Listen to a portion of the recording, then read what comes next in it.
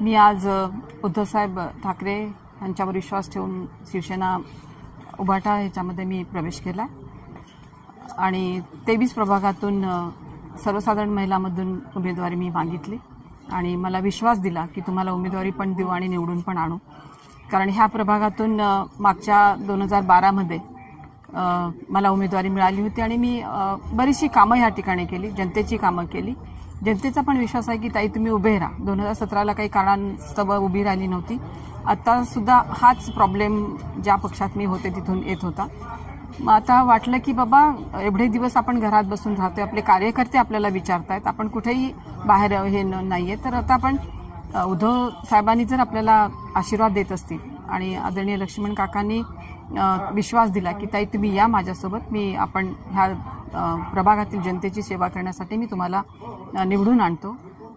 अध्यक्ष प्राध्यापक अजय दासी सर आणि अस्मिताताई गायकवाड, सर्व सन्माननीय पदाधिकारी उद्धव सेनेचे, त्यांनी सगळ्यांनी विश्वास दिला म्हणून मी 23 मध्ये प्रवेश करून ह्या ठिकाणच्या जनतेची सेवा करण्यासाठी ह्या निवडणुकीसाठी उभी राहिली.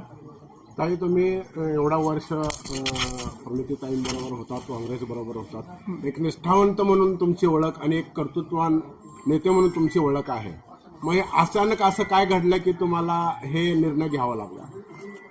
घडलं असं काही नाही. प्रत्येक पक्षामध्ये नाराजगी आता काय होतंय, काँग्रेस पक्ष माहिती नाही आता करतायत काही, पण सिनियर मोस्ट म्हणून किंवा माजी महापौर म्हणून काही कामं केलेली असतात.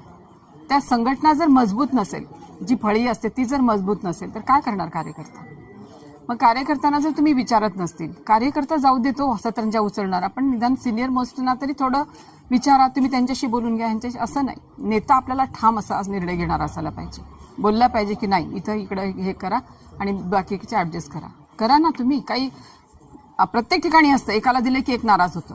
मी नाराज वगैरे झालेली नाहीये, पण असं वाटतं की 10 वर्ष झालं आपण घरात बसून महापौर होऊन पुढचं काय, आपण आता काहीतरी सेवा करायला पाहिजे. हा दृष्टिकोन 23 मधून जर इतरांना तुम्ही सजेस्ट करत असाल तर आम्हाला सुद्धा वाटतं, आमच्या कार्यकर्त्यांना सुद्धा वाटतं की ताई तुम्ही किती दिवस घरात बसणार आहात.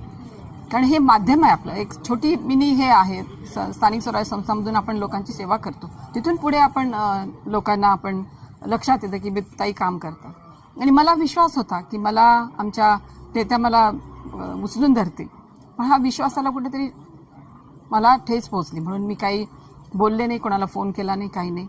शेवटी लक्ष्मण काकांनी मला त्यांच्या मनात काय आलं माहीत नाही, आधीपासूनच त्यांचे आमचे रिलेशन चांगले संबंध आहेत, घरगुती रिलेशन आहे, ते मला बहिणीसारखं मानतात. ते म्हणाले की ताई तू काही काळजी करू नको, तू माझ्याबरोबर आहे, मी तुला हे करतो. म्हणून मग हा निर्णय मला घ्यावा लागला.